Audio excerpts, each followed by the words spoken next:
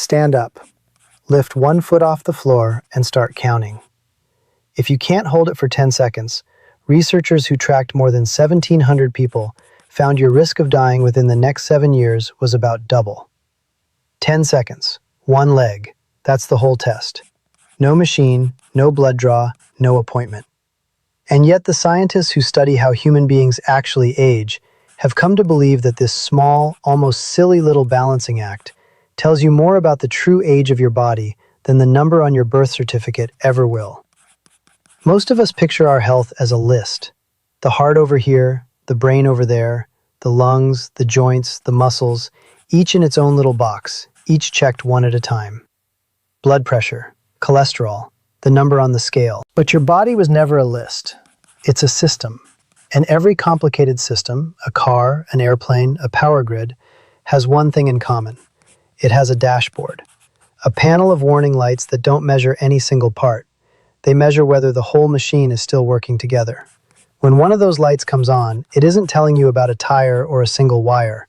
It's telling you the system is starting to fail as a system. Your ability to stand on one leg is that warning light. It's the closest thing your body has to a master gauge. And almost nobody is reading it. I'm going to show you how to read yours tonight. I'll give you the exact numbers for your age, so that within the next few minutes you'll know whether your light is green, yellow, or red. Then I'll give you 4 more tests you can do at home before bed, with no equipment, each one confirming the same hidden story from a different angle. But first you need to understand why something this simple carries this much weight. Because once you see it, you can't unsee it, and you will never stand at your kitchen sink the same way again. Scientists have a quiet name for this in the data, the 10-second rule. 10 seconds, one leg, eyes open. Clear it, and you're on the safe side of a line the research drew. Fail it, and you've landed on the wrong side of a line that turned out to predict who was still alive years later. So let's do it properly, because the details are the difference between a real result and a useless one. Stand near a wall or a sturdy chair, close enough to catch yourself, far enough that you're not leaning on it. Straighten up, look ahead, not down at your feet. Now lift one foot a few inches off the ground and let it hang free. Don't hook it around your other leg. Don't hop. Don't let the foot that's planted slide or shuffle. The instant your raised foot touches down, the instant you grab the wall, the instant your standing foot slips to save you, the clock stops. That number is yours. Do it on each leg. And remember the leg that felt worse, because that's the one telling you the truth. Now the numbers. Find your decade, because this is where it stops being general and starts being about you.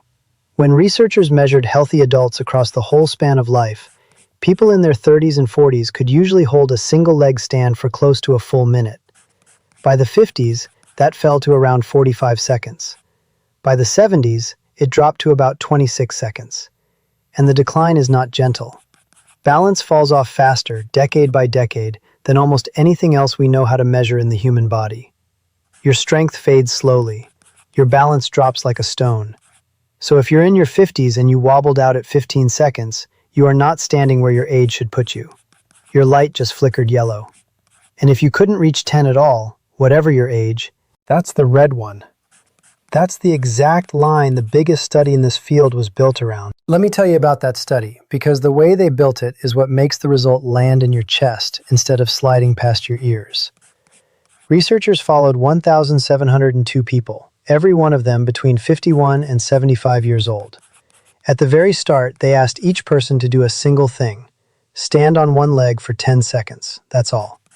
Then they waited. They tracked these people for around 7 years, and they recorded who was still living and who was not.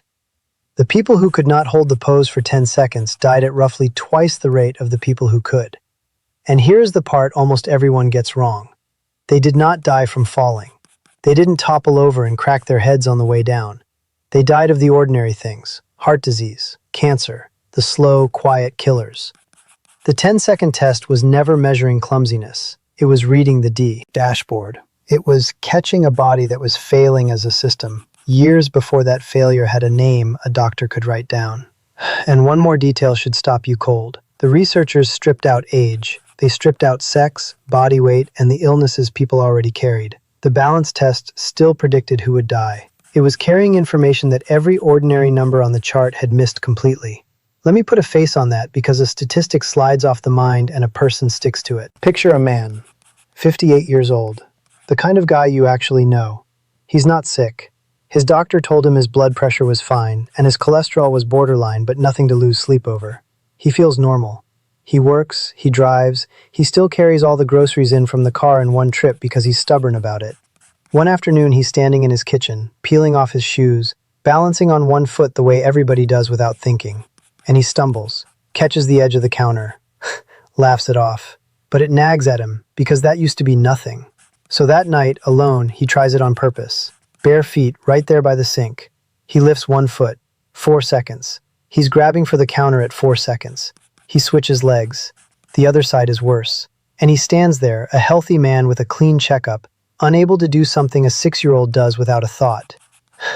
For the first time in years, Arzi goes quiet, because somewhere in him he understands that the wobble was never about his foot. It's about everything upstream of his foot. It's a message from a system that has been drifting for 10 years, while every test he ever took told him he was fine. That's the whole power of this. The blood pressure cuff measures one pipe. The balance test measures whether the entire network, the brain, the nerves, the muscles, the inner ear, is still holding a conversation with itself. So let's answer the real question. Why this? Why does standing on one leg, out of everything a body can do, carry a louder warning than your grip, louder than your walking speed, louder than your raw strength? Because balance is not a skill. Balance is a conversation. To hold yourself up on one leg, 3 completely separate systems have to fire in perfect time, several times every second, without you noticing a thing.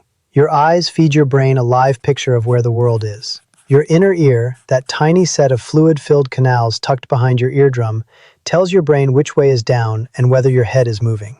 And scattered through every muscle and joint in your body are thousands of microscopic sensors reporting your act position in space. Scientists call that last one proprioception. It's the reason you can close your eyes and still touch the tip of your nose. Your brain takes all 3 of those streams, blends them in an instant, and fires off 100 tiny muscle corrections a second to keep you upright. You feel like you're standing perfectly still. You are not. You are constantly, invisibly falling and catching yourself, over and over, every moment you're on your feet. Standing on one leg simply removes your safety net and forces that quiet conversation to get loud. Now here's why that turns it into the master gauge. Every single one of those systems ages. Your eyes change. The hair cells in your inner ear thin out and die off, and your body does not replace them. The nerves carrying position signals from your feet up to your brain slow down, like wires losing their insulation. The muscles that fire the corrections weaken and get sluggish, and the brain that does all the blending gets a fraction slower at the math. Any one of those declining on its own, you'd survive without ever noticing. The balance demands all of them at once, working together in real time. So when your balance fails, it's telling you that the integration is failing. It's not that the orchestra lost one player, it's that the conductor is losing the beat. That's exactly why one of the top clinics in the world put balance head-to-head against the other classic signs of aging and watched balance win. They took a group of healthy adults over 50 and measured everything: walking, grip strength, knee strength, and balance. Strength declined with age, of course it did, but balance, especially on the leg you don't favor, declined the fastest and revealed the most. It was the single clearest fingerprint of a body growing older, not the muscles themselves, the coordination of the muscles. Which brings us to the cruelest little twist buried in all of this. The leg that matters most is the one you trust least, your non-dominant leg, the one that felt shaky and wrong when you tested it a few minutes ago. Don't wave that wobble away as just your bad side. That wobble is the cleanest signal you own. It's the system with the least practice and the least compensation, which means it's showing you the raw truth instead of a polished, rehearsed version of it. Hold on to that, because it's about to connect to everything else. I told you the balance test doesn't stand alone. It's the loudest light on the panel, but it's part of a whole dashboard, and the other lights tell the same story from different windows. If you genuinely want to read your body's true age tonight, you run all of them. So here are 4 more, in order of how much they reveal. The first one lives in your hands. It's your grip. Grip strength sounds like it should matter for nothing more than opening a stubborn jar. In reality, it's one of the most powerful predictors of how long you'll live that science has ever turned up. Studies tracking tens of thousands of people show that a weaker grip lines up with a higher risk of dying, a higher risk of heart disease, a higher risk of nearly everything we're afraid of, and it has almost nothing to do with you. Your hands being special. Your grip is a tiny window onto your total muscle mass, your nervous system, and your overall vitality. When researchers measured it across the decades, grip strength in the dominant hand dropped by about 3.7% every 10 years. Knee strength, by comparison, fell only about 1.4% per decade. Your hands were losing ground more than twice as fast as your legs, which is precisely what makes the grip such a sharp, early alarm. You can test it roughly with no equipment at all. Shake someone's hand the way you'd shake to close a deal, and pay attention. A grip that's gone soft and uncertain in a person who used to nearly crush your hand is a real signal, not a change in personality. But if you want a number, the simplest tool in this entire video is a cheap hand dynamometer. You squeeze it, it gives you a reading, and it comes with a chart that tells you exactly where you stand for your age and your sex. It costs less than dinner out, and it measures something dinner out can never give back. The second test is the most dramatic thing you can do tonight, and it's completely free. It's the sitting rising test, and you do it on your living room floor right now. Start standing. Now, without using your hands, your knees, your forearms, or the sides of your legs, lower yourself all the way down to sitting cross-legged on the floor. Then, again without any of those props, stand back up. You begin with a perfect score of 10. 5 points for going down, 5 for coming up. Every time you put a hand on the floor, every time you brace on a knee, every time you grab your own leg to push, you lose a point. Every time you lurch and wobble badly on the way, you lose half a point. This is not a party trick. A Brazilian research team ran roughly 2,000 adults through exactly this test, people aged 51 to 80, and then followed them for years. The people who scored at the bottom, the ones who needed both hands and a knee just to get themselves up and down, died at 5 to 6 times the rate of the people who flowed down and back up with a clean 10. 5 to 6 times. From 1 minute on a carpet. Think about what that test is secretly demanding of you. To go down and come back up clean, you need leg strength, flexibility, core control, and balance, all firing together in one smooth motion. It's the balance test's bigger, meaner sibling. Same orchestra, longer, harder piece of music. The third test speaks loudest to the men watching, though it tells everyone something true. It's the push-up. Harvard researchers took 1,104 men, average age 40, healthy, no heart disease at the start. They had each man do as many push-ups as he could in 1 minute. Then they watched their hearts for the next 10 years. The results were almost hard to believe. The men who could do more than 40 push-ups had a 96% lower rate of cardiovascular events than the men who could manage 10 or fewer. 96%. And it climbed in a clean staircase along the way. 11 to 20 push-ups already cut the risk by 64%. 21 to 30 cut it by 84. More than 40, 96. Push-up capacity predicted future heart trouble better than a treadmill stress test did in that same study. Why? The reason never changes. Doing 40 push-ups was never about a man's chest. It's about a heart, a circulatory system, and a muscular frame, all still strong enough to push through real, sustained effort. You don't need 40 tonight. Just count yours, honestly, all the way down each time, and remember the number. It's a baseline, and a baseline is a thing you get to move. The fourth test is the quietest of all, and you can do it sitting exactly where you are right now. It's your breath. Take a normal breath. Not a huge, desperate gulp, a normal one. Now gently hold it, and time how long you last before you feel the real, honest urge to breathe again. Not the panicked maximum where your chest is screaming, the comfortable hold. A healthy adult can usually hold a relaxed breath for somewhere around 30 seconds or more. A much shorter, comfortable hold can hint at lungs and a heart that aren't moving oxygen the way they used to, or a nervous system running a little too hot to settle. It's the softest light on the dashboard. But a soft light is still a light, and it's still worth reading. Now step back and look at what you're holding. Balance, grip, the floor test, push-ups, breath. 5 readings. No equipment beyond a cheap squeeze gauge if you want one. Every one of them done in your own home in under 10 minutes. And they share one thing. The thing I need you to actually absorb before you click away. Not a single one of them measure as one body part. Every one measures integration. They measure whether your systems are still working as a team. That's the secret of why they predict death better than the individual parts ever could. You don't die from a slightly weak hand. You start dying when the whole machine loses its coordination. And these 5 tests catch that slipping while there's still time left to do something about it. So what's actually happening inside you while those numbers quietly drift? Let's go under the hood for a minute, because understanding the breakdown is what makes the repair make sense. Starting somewhere around midlife, a handful of things begin happening at once, all of them silent. The sensor cells in your inner ear start dying off, and your body never grows them back. The nerve fibers carrying position signals from your feet and joints up toward your brain begin conducting more slowly. The insulation on those wires fraying year by year. The patches of brain that handle the split-second balancing math get a touch less sharp. And the muscles that fire your corrections, especially the fast-twitch ones in your ankles and hips, shrink and slow down. Each of those losses is tiny on its own. Stacked together, they mean your body's balance conversation gets slower, quieter, and harder to hold. A correction that used to happen in 1/10 of a second now takes 2/10. And in the real world, on a patch of ice or the edge of a stair, 1/10 of a second is the entire difference between catching yourself and going down hard. But this is the part the whole video has been driving toward, so listen closely. Almost none of that is locked in.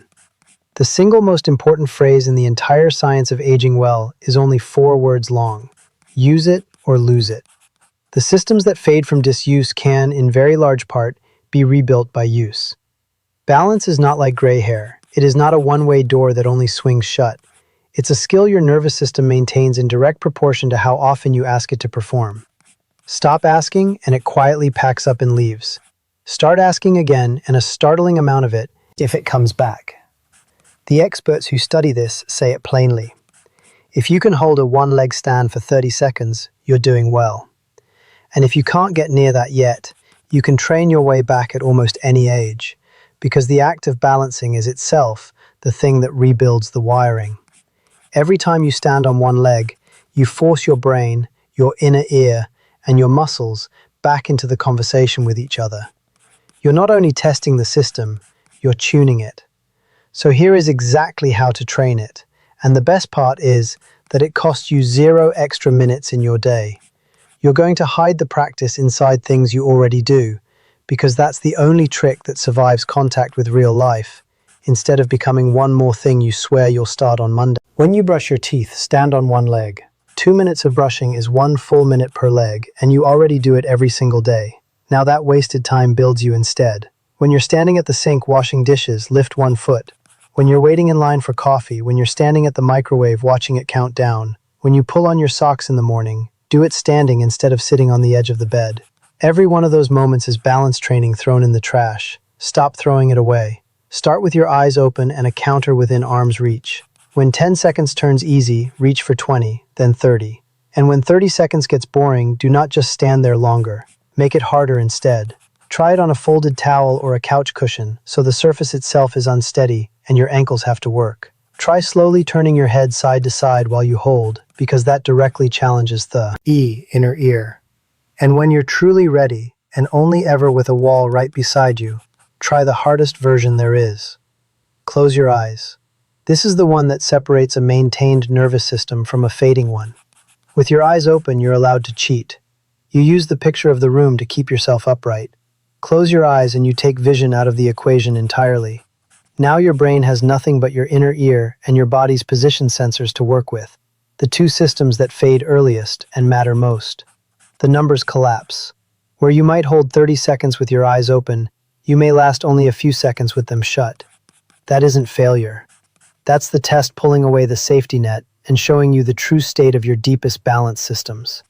And training that way, carefully, against a wall, builds back exactly the parts that disappear first. And always lead with your bad leg, the non-dominant one, the one that embarrassed you earlier in this video. It needs the work the most, and it has the most to give back. I want to be straight with you because I'm not here to scare you into anything. One balance test on one single day is a snapshot, not a sentence. People have off days. You might be tired, your socks might be slippery on the floor, your ears might be stuffed up from a cold you barely notice. The test is not a crystal ball.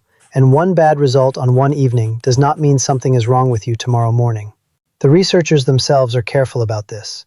It predicts patterns across thousands of people. It does not pass judgment on any one person on any one night.